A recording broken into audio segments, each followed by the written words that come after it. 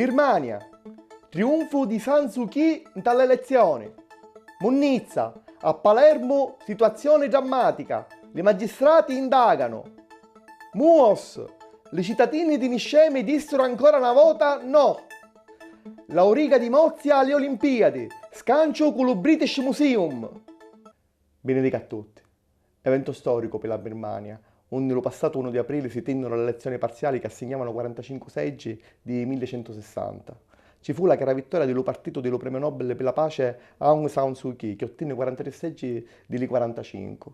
La stessa capa dell'opposizione, Capicchisto scuttavo 15 anni in carcere e arresti domiciliari, ottenne un seggio allo Parlamento. È probabile che l'apertura di un regime dittatoriale alle partiti dell'opposizione aveva come fine chi di ottenere la revoca delle sanzioni economiche. Lo giorno 1 di aprile in Inghilterra, le siti della BBC e dello Sunday Times, citando fonti del Ministero degli Interni, dettero la notizia che secondo una nuova prossima legge del governo di David Cameron, tutte le chiamate, email, sms e cronologie dei siti internet dei cittadini britannici possono essere controllate in tempo reale dalle autorità senza nudo mannato.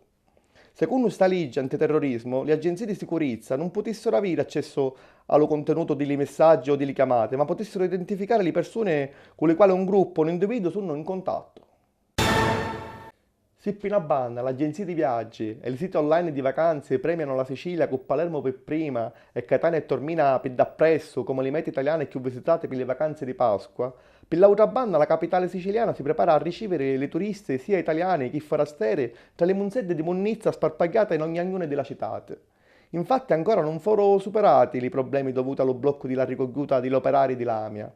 La magistratura sta facendo una poco da certi sopra i dipendenti alle quali si contesta l'interruzione del servizio pubblico e si considerano eventuali danni alla salute dopo le denunce di malepatimenti presentati da poco di cittadini. Lo passato sabato si tenne a Milano una manifestazione chiamata Occupiamo Piazza Affari, che vide la partecipazione di migliaia di cristiani, travagliatori extracomunitari, lo movimento Notav e le comitati sindacali di base.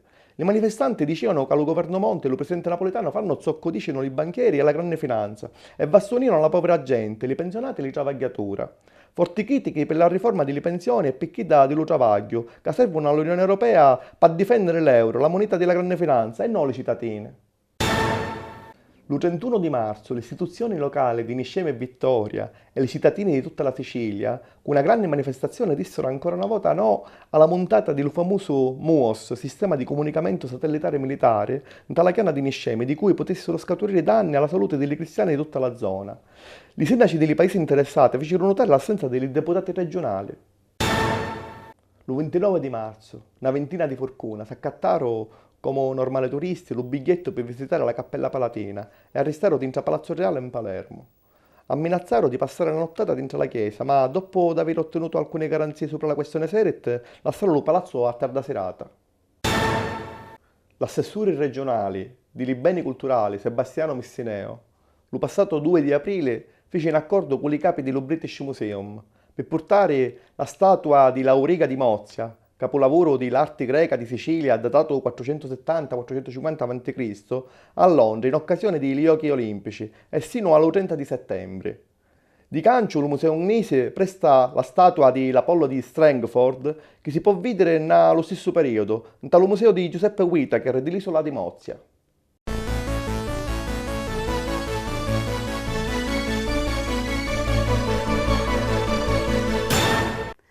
Benedica a tutti. Palloni, in tale anticipazioni della Serie A, sabato lo Catania pareggiò un casa 1 contro lo Milan.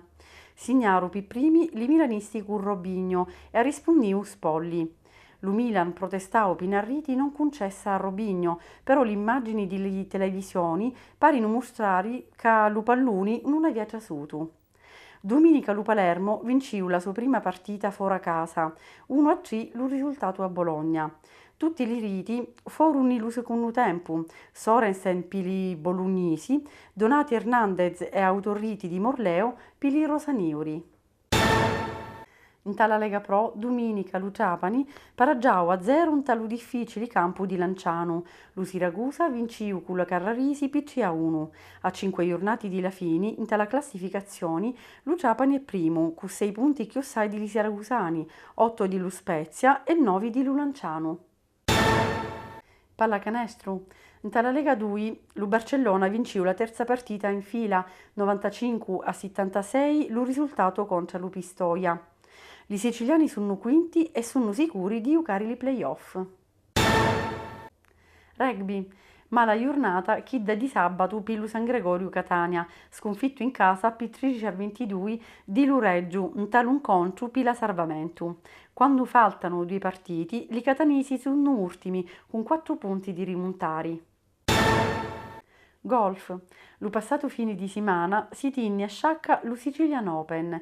Vinciu lo danesi Olesen con 273 corpi, 15 su Talupar e solo uno di vantaggio sopra l'Inglesi Wood. Gli italiani Taddini e Maestroni concluderono 13esimi. Il 9 aprile, lunedì di Lanciano, si celebra a Carlentini la festa in onore di San Giuseppe. Il primo documento che parla di questa festa è dell'anno 1842, ma la festa aveva origini ancora più antiche, seppur prima si faceva la giornata di Pentecoste. Un uomo, una picciottedda e un picciriggio, un tempo scigliuto entre le più poveregge del paese, si mettono le robe di Giuseppe, Maria e Gesù e vanno in processione precedute dalle caratteristiche carrette siciliane per le strade del paese, seguendo un antico itinerario che passava davanti alle case dei cittadini più ricchi e importanti.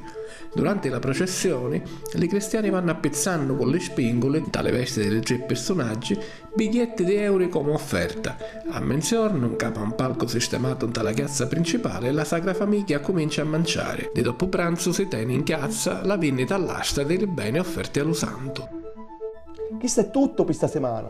Ni vediamo venerdì 20 di aprile. Salutiamo!